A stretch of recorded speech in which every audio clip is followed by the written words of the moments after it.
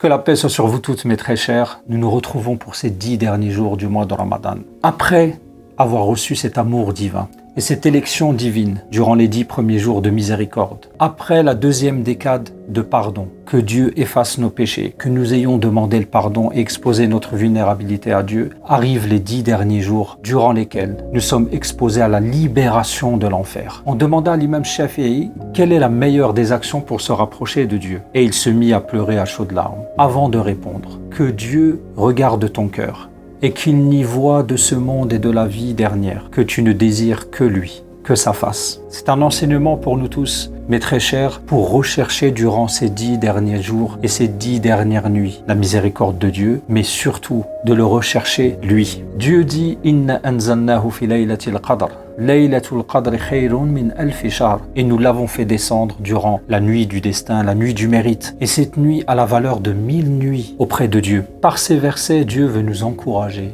à redoubler d'efforts. Comme l'était le messager de la paix, que le salut soit sur lui. Les 10 derniers jours du Ramadan, il retroussait ses manches, il serrait sa ceinture, il serrait son vêtement, comme pour aller en guerre, comme pour aller faire un effort. Et il veillait ses nuits. Il semait la vie dans la nuit et il réveillait les siens, ses proches. Cet enseignement de l'imam Shafi'i est le modèle prophétique qui nous est présenté par Mohammed, que la paix soit sur lui, nous montre que durant ces 10 dernières nuits, il faut chercher la récompense de Dieu. Il faut rechercher ses bienfaits, mais surtout, il faut le rechercher lui, rechercher le créateur du paradis, rechercher le créateur de la nuit du destin, rechercher le créateur du Coran. Durant ces nuits, à ce moment-là, nous serons à même d'être aimés de Dieu. Et ces 10 jours de libération de l'enfer, de quel enfer s'agit-il? Celui de la vie dernière, mais aussi de l'enfer que nous vivons sur terre. L'enfer de l'oubli de soi. Quand on est loin de Dieu, quand on oublie Dieu, on vit un enfer. L'enfer des pensées suicidaires, l'enfer de la dépression, l'enfer du stress, l'enfer des pensées qui m'assaillent quotidiennement. Tout ceci crée en moi du mal-être et Dieu.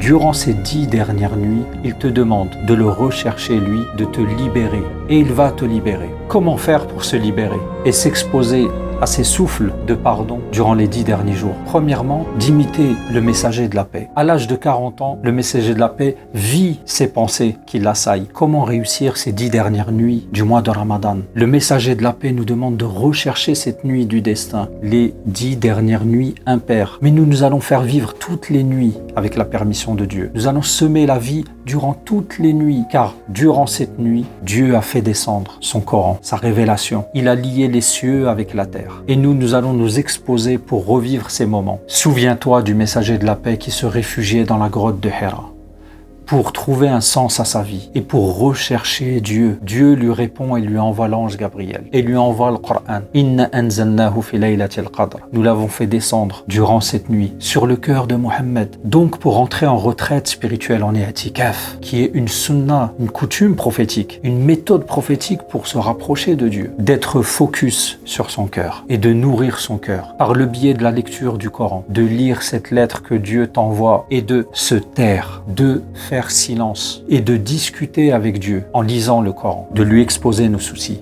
lui exposer nos problèmes et en prenant un temps pour soi, pour purifier son cœur. Ce cœur va être le réceptacle des lumières divines et en particulier la nuit du destin, une multitude d'anges descend sur nous. Et l'ange Gabriel lui-même, Dieu dit tatanazzalu al-malaikatu war-ruhu fiha bi-idni rabbihim. Dieu fait descendre les anges en abondance et ces anges te fréquentent. Ils vont venir à ton rencontre et tu vas les rencontrer avec ton cœur. Mais ces créatures de pureté vont te rencontrer avec un cœur pur. Donc à nous de purifier ce cœur de la haine, de la rancune, de pardonner, de tout ce qui peut parasiter notre rencontre avec les anges. Préparons-nous à ces scènes qui vont arriver. La rencontre des anges, la rencontre de Dieu, la rencontre du Coran. Et mes très chers, les compagnons du messager de la paix, que Dieu les agrée, avaient cette habitude, parmi eux Tamim Dari, d'acheter le plus beau des vêtements pour se préparer pour cette nuit. Tamim Dari, que Dieu l'agrée, avait acheté un vêtement à 1000 dirhams